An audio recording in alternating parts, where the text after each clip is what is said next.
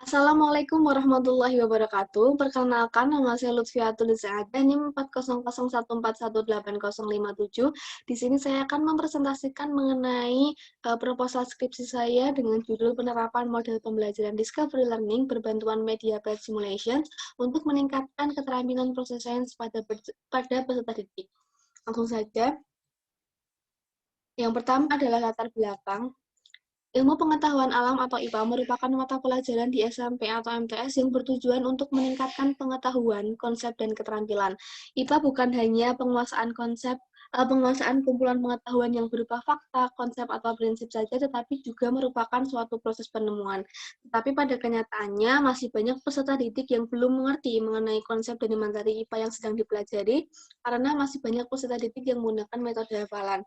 Contohnya saja, pada materi IPA yang berbau fisika atau kimia, di mana materi tersebut merupakan materi yang menggunakan angka atau matematika sehingga dirasa sulit untuk dihafalkan. Salah satu materi IPA yang diajarkan pada peserta didik SMP kelas 8 yang tercantum dalam Permendikbud nomor 24 tahun 2016 adalah materi pada kompetensi dasar 3.11 pada materi getaran dan gelombang. Kemudian, menurut penelitian yang dilakukan oleh Rahayu tahun 2017, di mana hasil wawancara dengan guru SMP IPA di SMP Negeri mengatakan bahwa rendahnya ketuntasan pada materi gelombang dikarenakan peserta didik sering mengalami kesulitan dalam memahami konsep yang telah mereka pelajari karena banyaknya konsep-konsep yang harus dipahami oleh peserta didik karena gelombang merupakan materi yang abstrak. Sehingga perlu adanya proses dalam peningkatan keterampilan proses sains siswa atau peserta didik ini agar hasil belajar yang diperoleh oleh peserta didik juga semakin baik. Kemudian, menurut Putra dan kawan-kawan tahun 2016, salah satu model yang dapat meningkatkan pemahaman konsep peserta didik melalui penalaran menemukan sesuatu untuk dirinya dalam memahami struktur ide-ide kunci, yaitu dengan menerapkan model pembelajaran discovery learning atau pembelajaran penemuan. Beberapa peneliti menunjukkan bahwa model discovery learning ini dapat meningkatkan keterampilan sains peserta didik. Nah, cara agar peserta didik menemukan sendiri jawaban mengenai konsep materi getaran dan gelombang yang masih abstrak tersebut adalah dengan melakukan percobaan langsung. Dan biasanya, percobaan ini biasa dilakukan di laboratorium. Namun, pada kenyataannya, dan seperti keadaan sekarang ini, masih ada sekolah yang belum memiliki alat dan bahan yang lengkap mengenai alat praktikum, dan karena adanya situasi pandemi seperti ini, maka perlu adanya media yang bisa digunakan untuk mendukung proses pemahaman mengenai keterampilan sains siswa dan konsep peserta didik. Sehingga salah satu media yang dapat digunakan adalah simulasi PET.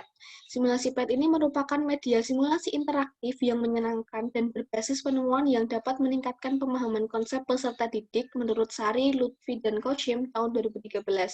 Selain itu, simulasi PET memiliki beberapa keunggulan, diantaranya bisa menjelaskan konsep yang abstrak yang tidak bisa dijelaskan melalui penyampaian secara verbal.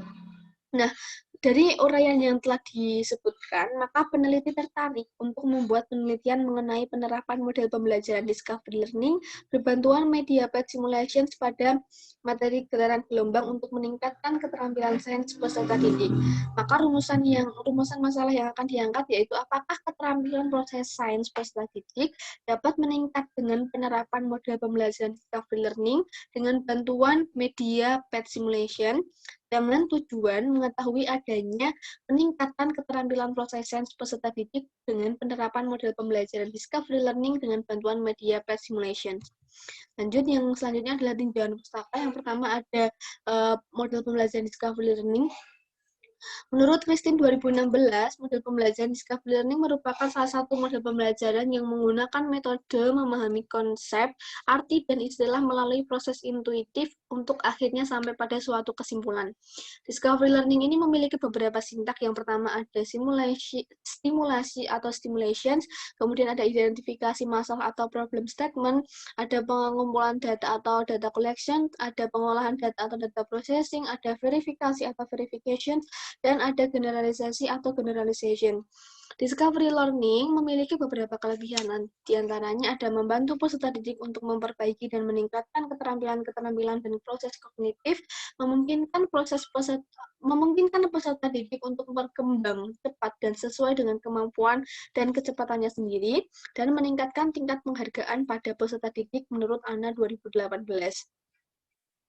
Nah, ini yang kedua adalah media PET simulations. Media PET atau Physics Education Technology Simulations merupakan sebuah proyek di Universitas Colorado yang mengembangkan sebuah alat simulasi untuk pembelajaran IPA menurut Riantoni 2019.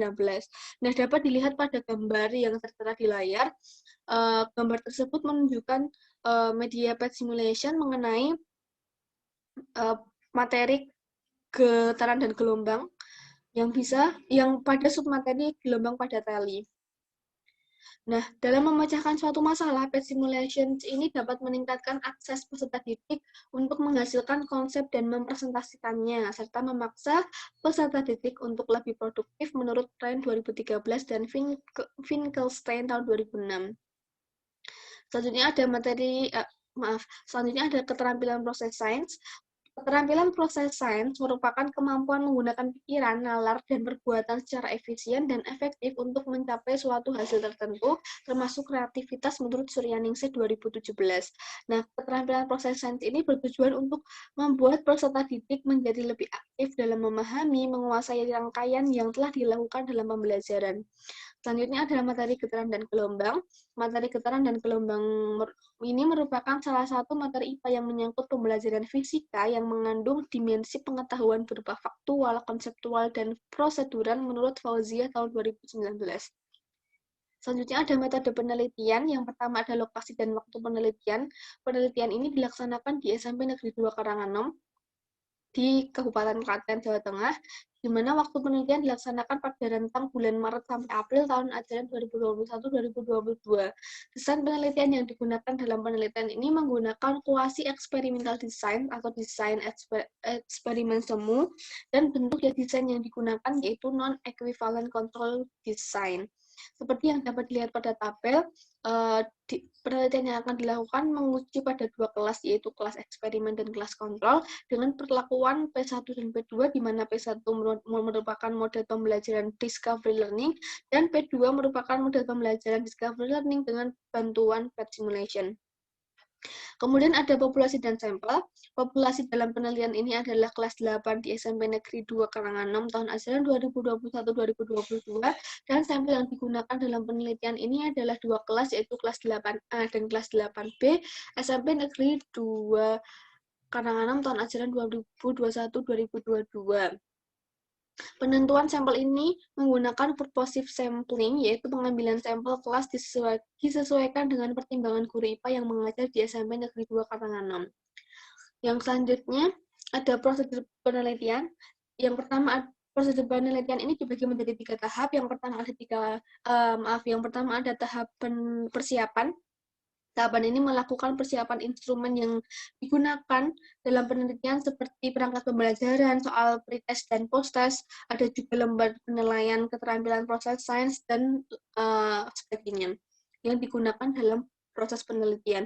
Kemudian yang kedua ada tahap pelaksanaan, di mana tahapan ini melakukan pengamatan pada proses pembelajaran yang menggunakan model discovery learning dengan bantuan media PET simulation, dan tahap akhir yaitu tahapan yang melakukan analisis hasil penelitian yang diperoleh. Kemudian ada pengumpulan data. Yang pertama ada metode dokumentasi, dilakukan dengan mengumpulkan data pada kelas yang diuji. Ada metode tes yang dilakukan pada peserta didik dalam mengukur keterampilan proses sains, dan ada metode observasi yang bertujuan untuk menilai efektivitas keterlaksanaan proses pembelajaran dan melihat keterampilan proses sains peserta didik, dan ada metode angket. Kemudian ada analisis data penelitian. Yang pertama ada analisis instrumen. Analisis instrumen ini meliputi uji validitas, reliabilitas, tingkat kesukaran, dan daya beda. Di mana analisis instrumen ini dilakukan agar soal yang diberikan pada peserta didik yang diujikan tersebut terbukti baik untuk diujikan pada peserta didik. Kemudian yang kedua ada analisis data, di mana analisis data ini meliputi uji normalitas, uji homogenitas, dan uji banding dua sampel. Terima kasih. Sekian presentasi dari saya. Kurang lebihnya mohon maaf. Wassalamualaikum warahmatullahi wabarakatuh.